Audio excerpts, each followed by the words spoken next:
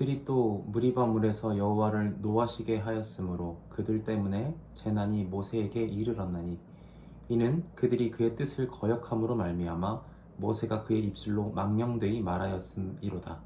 그들은 여호와께서 멸하라고 말씀하신 그 이방 민족들을 멸하지 아니하고 그 이방 나라들과 섞여서 그들의 행위를 배우며 그들의 우상들을 섬김으로 그것들이 그들에게 올무가 되었도다.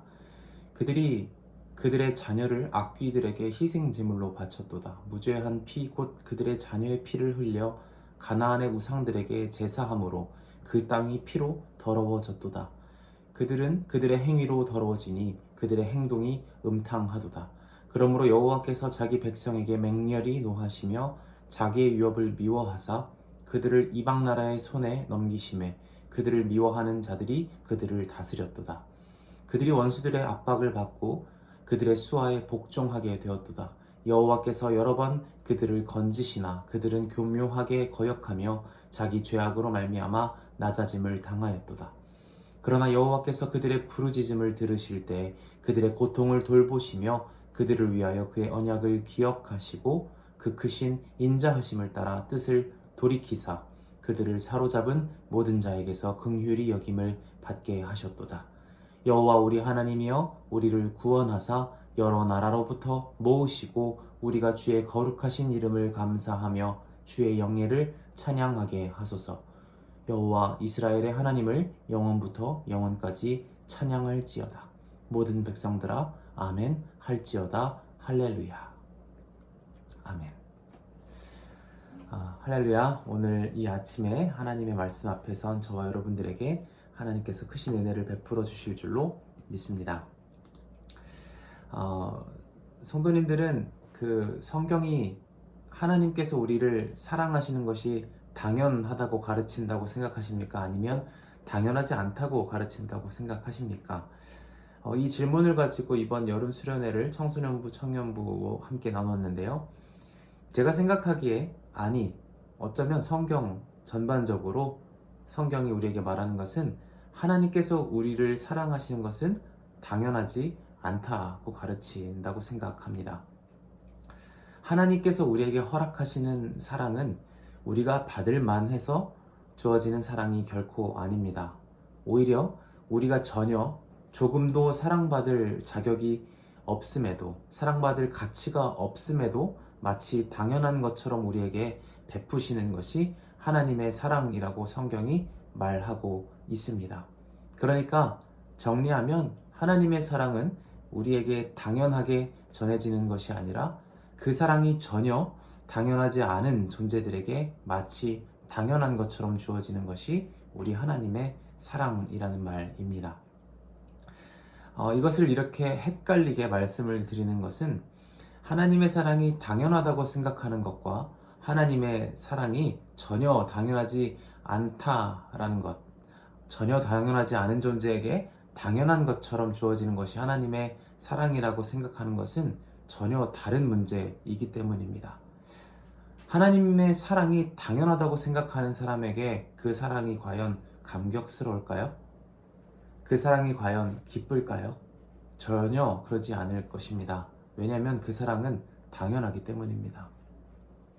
나는 하나님께 사랑받을 자격이 있고, 나는 하나님께 사랑받을 만한 믿음이 있고, 나는 하나님께 성실했고 그럴 만큼 헌신했기 때문에 하나님께 받는 사랑이 당연하다고 생각하는 사람에게 감격은 없습니다.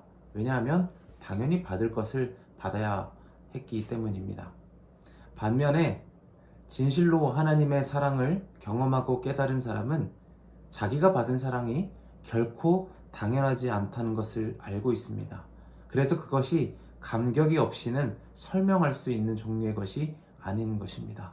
가슴 깊은 곳에서부터 자기가 하나님께 사랑받는다는 것, 사랑받고 있으며 앞으로도 사랑받을 것이라는 그 확신이 이 안에서부터 주체할 수 없는 기쁨과 감사로 그에게 찾아오는 것입니다.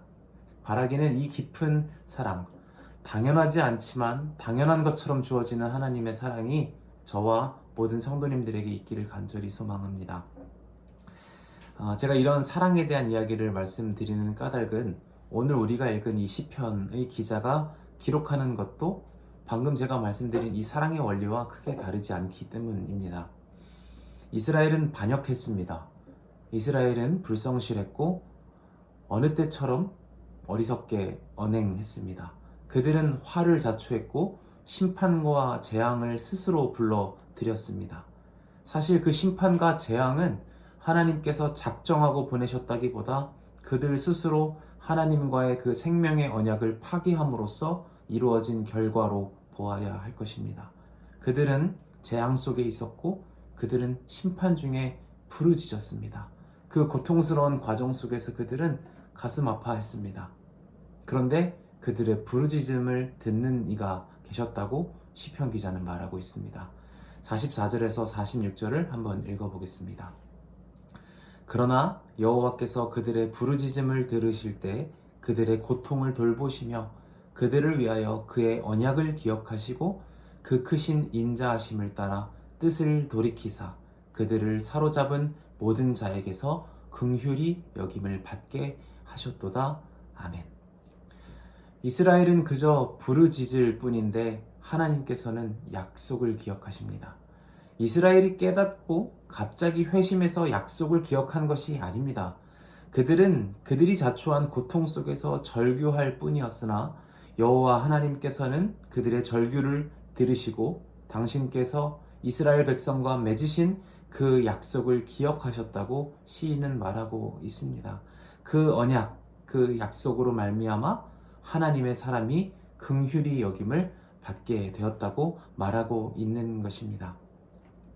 그러니까 하나님께서는 이미 다 잊어버린, 이스라엘은 이미 하나님과의 언약을 모두 잊었으나 그들이 하나님과 약속했던 모든 것을 파기했고 반역했으나 하나님께서 고통 중에 있는 그들을 건지시며 내가 너희와 약속한 하나님이라는 것을 기억하셨다고 시인은 말하고 있는 것입니다.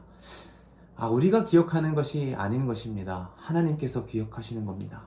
우리는 늘 반역하지만 하나님께서 성실하시기 때문에 우리를 그 약속 가운데 다시 한번 살게 하시고 구속하시는 분이 우리 하나님이시라는 것입니다. 마치 부모와 자녀 관계 같지 않습니까? 자녀는 언제나 부모를 어깁니다. 부모와의 약속을 파기합니다. 모른 척합니다. 기억이 나지 않는 척합니다. 그러고도 뻔뻔하게 부모에게 사랑을 요구하는 것이 자녀입니다. 그러나 부모는 그 자녀가 수시로 언약을 파기함에도 그 언약을 도저히 잊을 수가 없는 존재가 부모 아니겠습니까?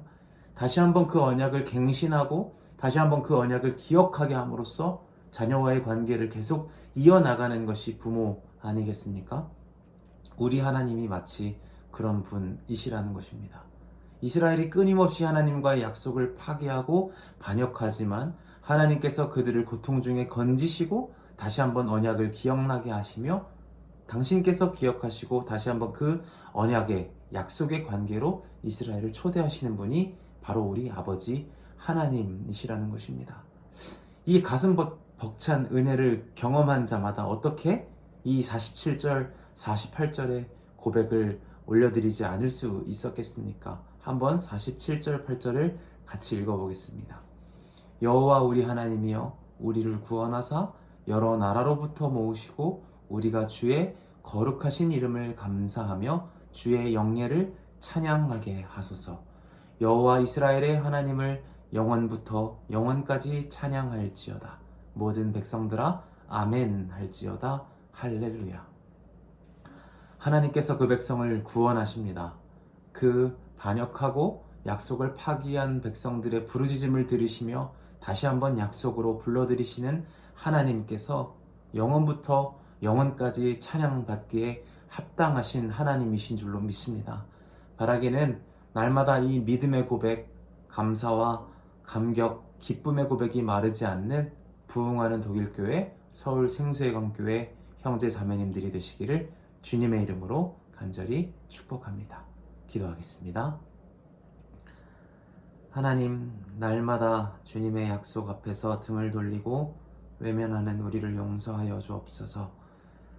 하나님과의 약속을 기억하지 못한 채 세상에 허우적거리며 고통과 절망 중에 부르짖는 우리의 신음소리를 들어주옵소서. 다시 한번 우리에게 그 생명의 약속을 기억나게 하시고 우리를 그 약속의 놀라운 축복 안으로 불러들이시사 하나님의 사람으로 살아가는 복된 은혜가 있도록 우리 부흥하는 독일교회와 서울생수회강교회 형제 자매들을 주님의 긍휼 안으로 불러들여 주옵소서. 오늘 이 하루도 하나님의 은혜에 감격할 수 있는 사람들로 살아가게 하실 줄로 믿사옵고 거룩하신 예수님의 이름으로 기도드립니다. 아멘.